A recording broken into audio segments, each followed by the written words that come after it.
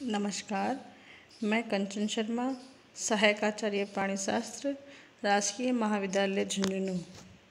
आज का हमारा टॉपिक है बायोजियोकेमिकल साइक्लिंग या जैव भू रासायनिक चक्रण।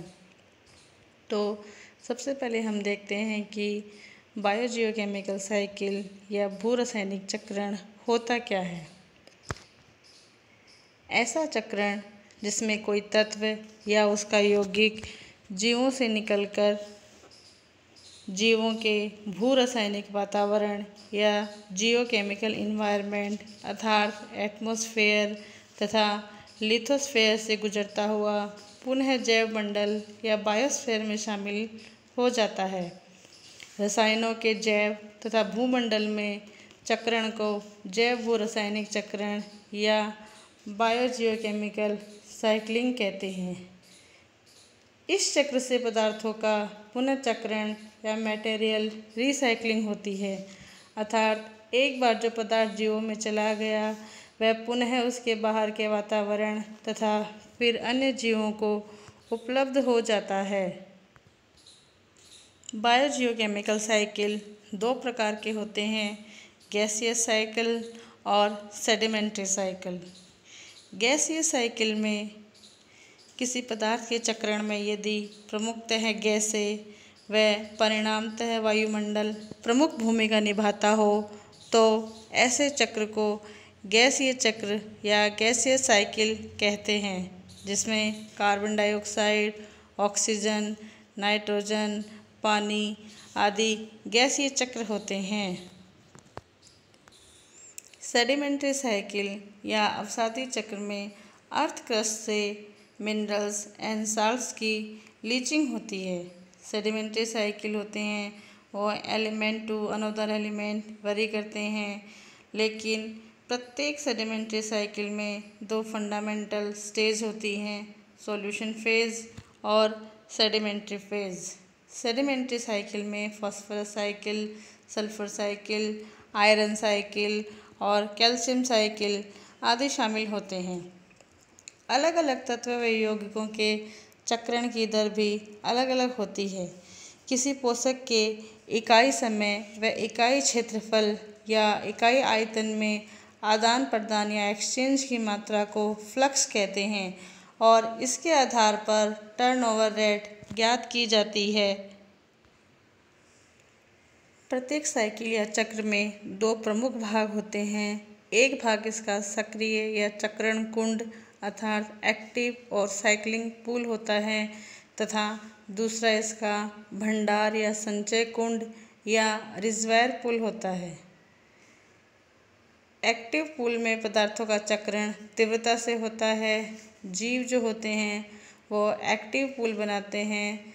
रिजर्वायर पूल दो प्रकार के होते हैं, सेडिमेंट्री पूल और फ्लूइड रिजर्वायर। पहला हम लेते हैं जल चक्र, जिसे हम वाटर साइकिल या हाइड्रोलॉजिकल साइकिल भी कहते हैं। इंसोलेशन से थल व महासागरों का कुछ भाग या कुछ जल जलवाष्प में बदलकर वायुमंडल में प्रवेश करता है तथा यह पुनः प्रेसिपिटेशन या वर्षा से जलमंडल व थलमंडल में शामिल हो जाता है। जल के इस चक्रण को हम जल चक्र या हाइड्रोलॉजिकल साइकिल कहते हैं। सूर्य से पृथ्वी पर आने वाली इंसोलेशन पृथ्वी को गर्म करते हैं। पृथ्वी के समुद्र जो कि पृथ्वी की 2/3 से अधिक सतह बनाते हैं, वे भी इस इंसोलेशन को ग्रहण करते हैं तथा यह जल सूर्य की ऊर्जा ग्रहण कर वाष्पीकृत हो जाता है।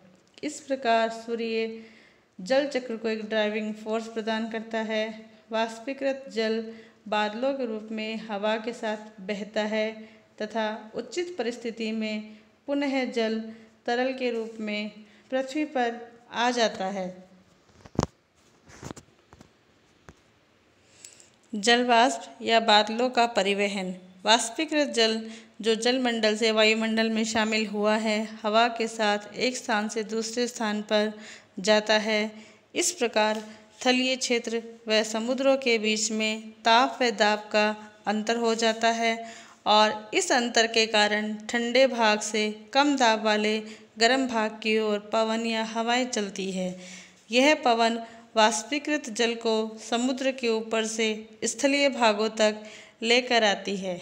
तीसरा हम इसके अंदर पढ़ते हैं जलपात या प्रेसिपिटेशन। वायुमंडल में शामिल जल वाष्प संघनित होकर बादल बनाती हैं।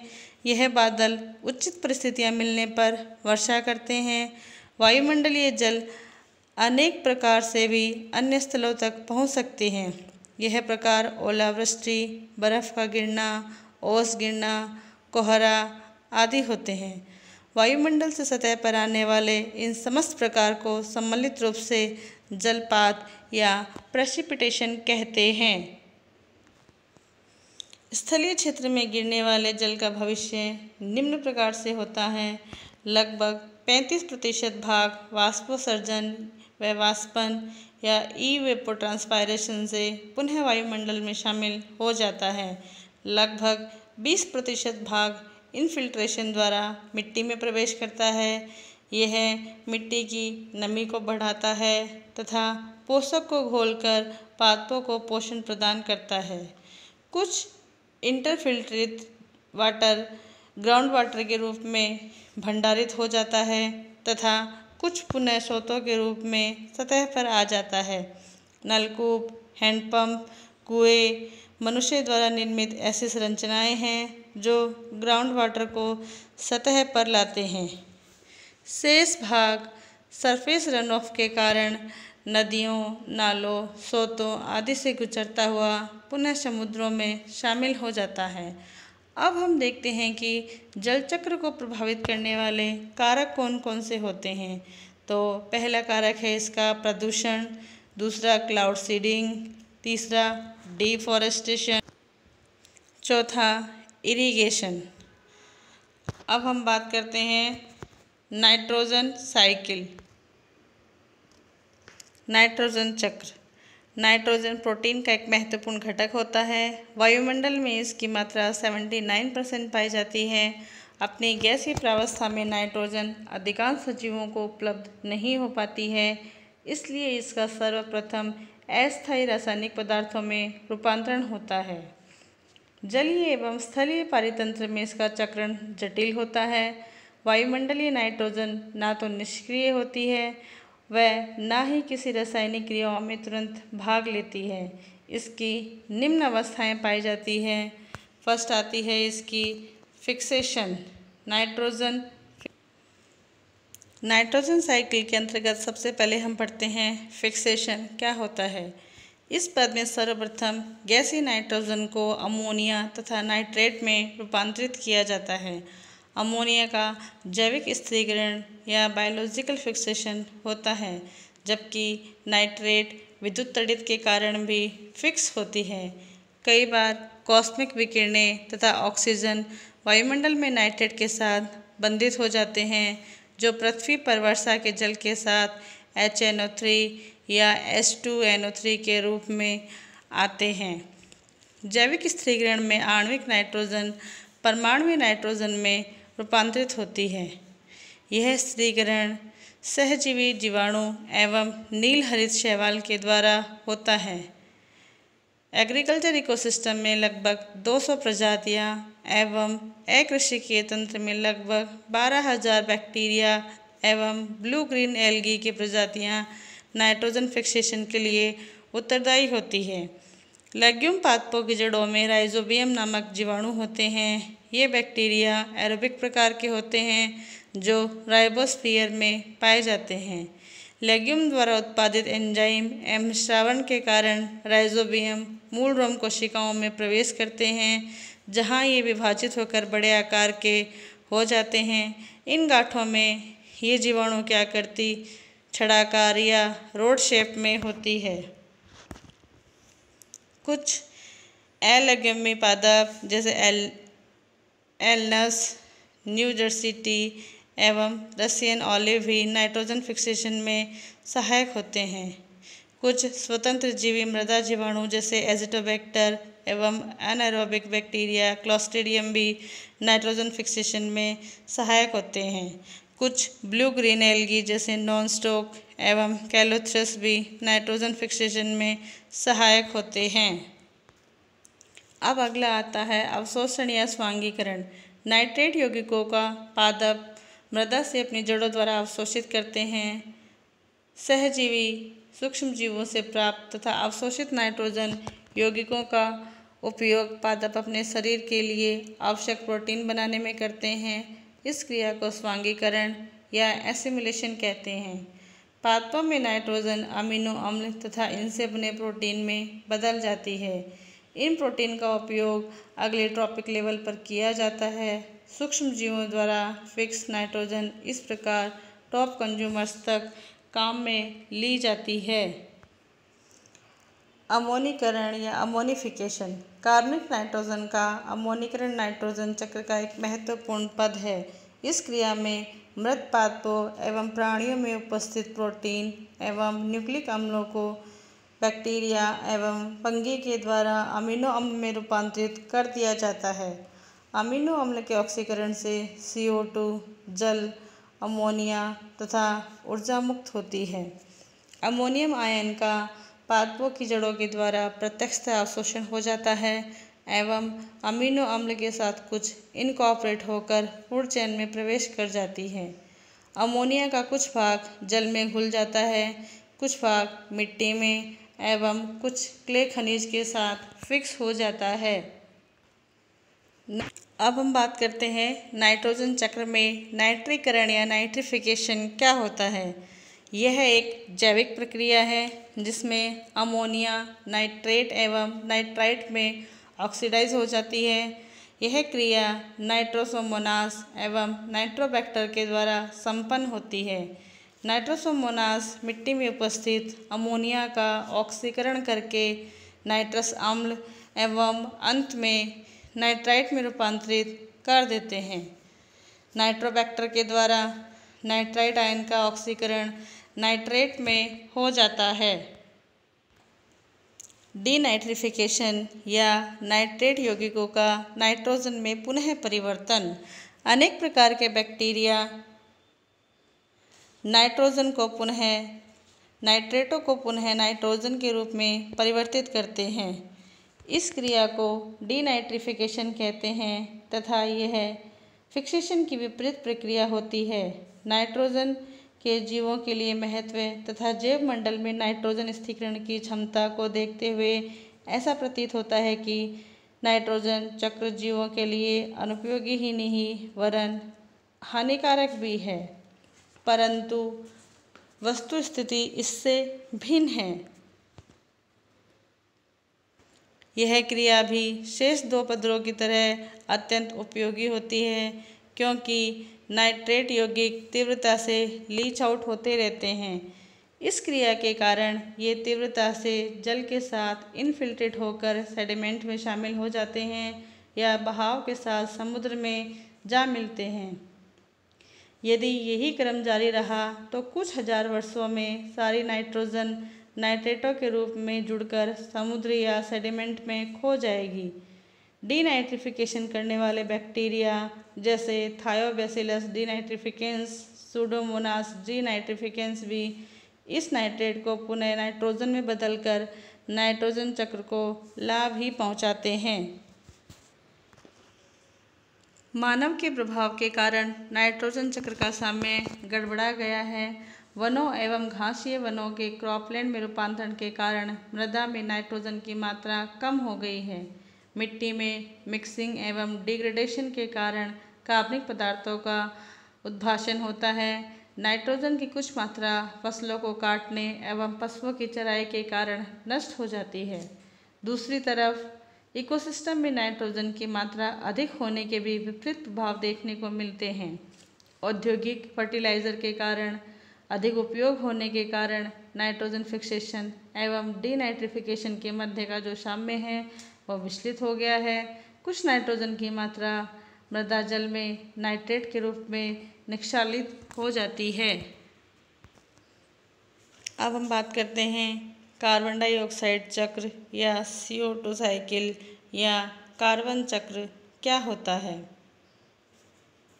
कार्बन के चक्रण में कार्बनिक यौगिक तथा ऑक्सीजन महत्वपूर्ण होते हैं, क्योंकि वायुमंडलीय कार्बन डाइऑक्साइड का पादप कार्बनिक यौगिकों में परिवर्तन करते हैं तथा उपभोक्ता उसे कार्बनिक पदार्थों का ऑक्सीकरण कर पुनः CO2 में परिवर्तित कर देते हैं।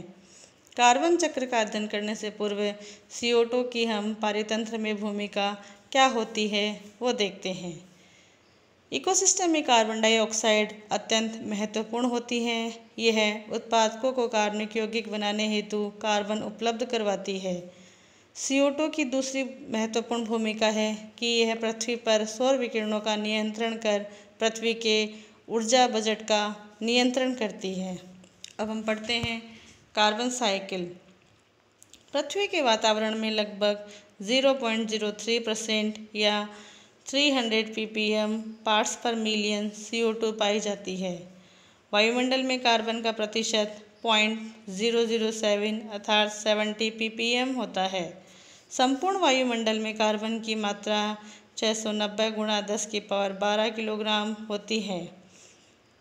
वायुमंडल की तुलना में लगभग 500 गुना अधिक कार्बन समुद्रों में पाई जाती है। यह संपूर्ण पृथ्वी पर पाए जाने वाले कार्बन के अनुपात में लगभग 1% होती है। शेष 99% कार्बन भूगर्भीय कार्बन के रूप में पाई जाती है। वायुमंडलीय CO2 का उपयोग उपभोग वनस्पतियाँ यदि उत्पादक प्रकाश संश्लेषण की क्रिया में करते हैं। सालाना प्रकाश संश्लेषण में होने वाले कार्बन स्थिरीकरण की दर लगभग श्वसन में CO2 से उत्पन्न दर के बराबर होती है। इस प्रकार उपभोक्ता व उत्पादक के कारण CO2 व O2 की मात्रा के बीच संतुलन बना रहता है। कुछ अन्य स्रोतों से वायुमंडलीय CO2 की भी वृद्धि होती रहती है।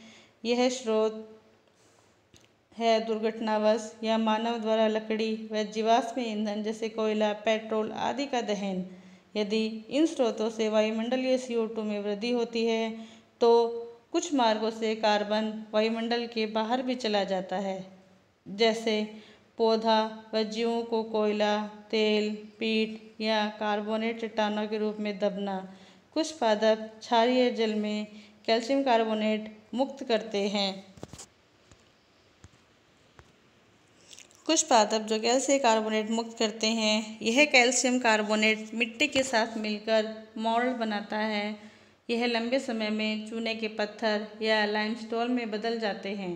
इस प्रकार कुछ समय के लिए वायुमंडलीय CO2 हमें अनुपलब्ध हो जाती है और इस प्रकार से कार्बन गैसीय अवस्था से सेडिमेंट्री फेज में चला जाता है। Phosphorus cycle. फास्फोरस अन्य चक्रों की तरह वायुमंडल में गैसीय रूप में नहीं पाया जाता है। यह अवसादी चक्र का उदाहरण है। अन्य चक्रों की तुलना में यह चक्र अत्यंत धीमा होता है, क्योंकि इस चक्र में सूक्ष्म जीव उस प्रकार अपनी भूमिका नहीं निभाते हैं जैसे कि हमें नाइट्रोजन चक्र में देखने को मिलती है। इस चक्र में लंबे समय तक स्थलीय आवास से समुद्रों की ओर फास्फोरस बढ़ती है तथा समुद्रों व अवसाद में इसकी मात्रा बढ़ती जाती है। यहाँ से पुनः स्थल पर लौटने वाले फास्फोरस की मात्रा अनियमित तथा बहुत कम हो जाती है तथा हर वर्ष बहुत सा फास्फोरस साइकिल के बाहर हो जाता है, जो सिर्फ किसी बड़ी भौगोलिक हलचल या जियोलॉजिकल अपहेवल के कारण ही पुनः स्थलों को प्राप्त होती है। फास्फोरस साइकिल कैसे होता है देखते हैं। फास्फोरस चक्र का प्रारंभ हम पादपों द्वारा फास्फोरस के अवशोषण से मानते हैं। पादप सिर्फ अकार्बनिक फास्फेट या ऑर्थोफॉस्फेट आयन के रूप में ही फास्फोरस का अवशोषण कर पाते हैं। इसकी मात्रा प्राथमिक स्रोतों में बहुत कम होती है, परंतु जीवों में इसकी मात्रा बहुत अधिक होती है। पादप अवशोषित फास्फेट का उपयोग अपनी आवश्यकता से कार्बनिक फास्फेट व अन्य यौगिक बनाने में करते हैं। यह क्रिया स्वांगीकरण कहलाती है। पादपों द्वारा स्वांगीकृत फास्फेट पादपों का भक्षण करने वाले हेटरोट्रॉप्स या कंज्यूमर्स को स्थानांतरित हो जाती है। इस पोषण स्तर के जंतु इन कार्बनिक फास्फेटों को अपने अनुसार ढाल लेते हैं। दांत, अस्थियाँ आदि कुछ ऐसी रचनाएं हैं जिनमें जाकर अधिकांश फास्फोरस अगले खाद्य स्तर के लिए अनुपलब्ध हो जाता है। जीवों की मृत्यु से पादप के अवशेषों तथा जंतुओं के उत्सर्जन से बहुत सा फास्फेट मिट्टी में कार्बनिक फास्फेट के रूप में शामिल होता है। इनमें कुछ जैविक प्रक्रम द्वारा अनुपयोगी पदार्थों में बदल जाने के कारण ये लंबे समय के लिए चक्र से बाहर हो जाते हैं। कुछ बहाव के कारण जल तंत्रों में शामिल हो जाता है।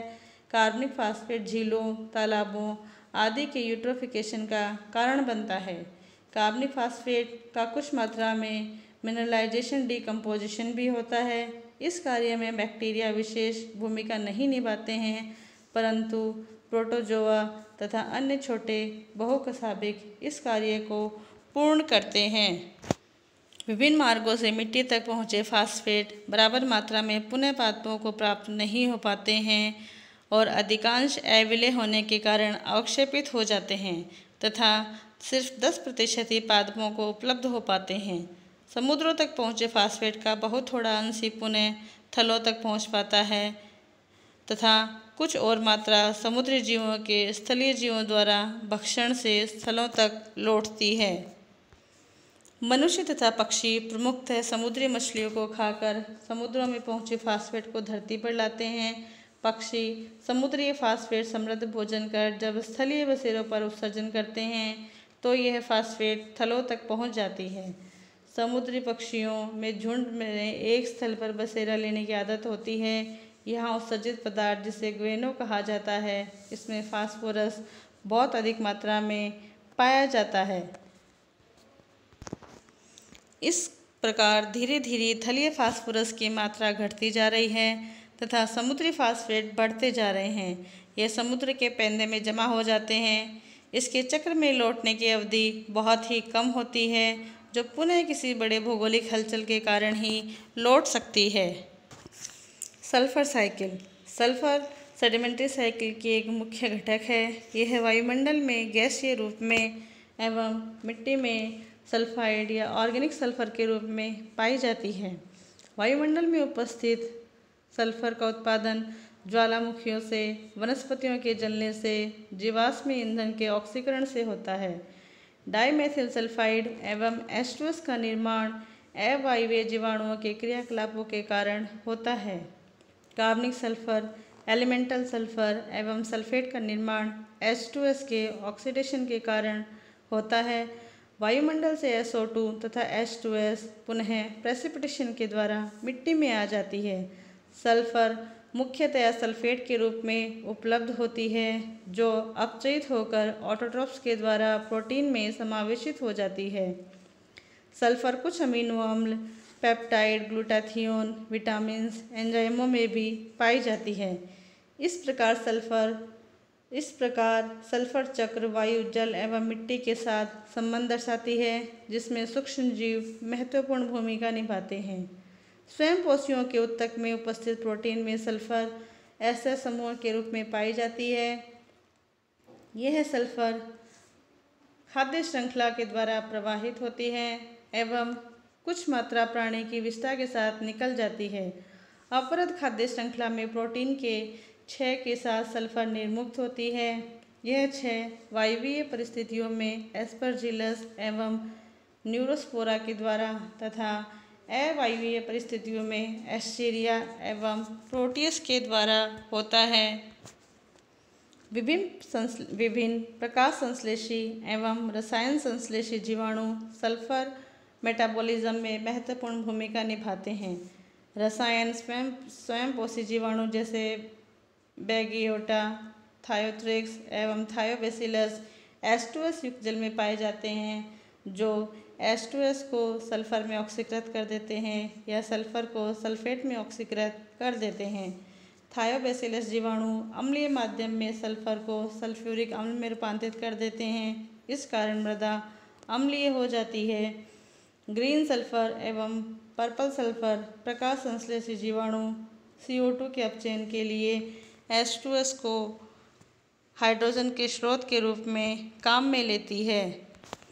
इस प्रकार सल्फर चक्र अन्य पोषकों जैसे आयरन, कॉपर, जिंक, कोबाल्ट आदि के उपापचय में भी महत्वपूर्ण भूमिका निभाती है। धन्यवाद।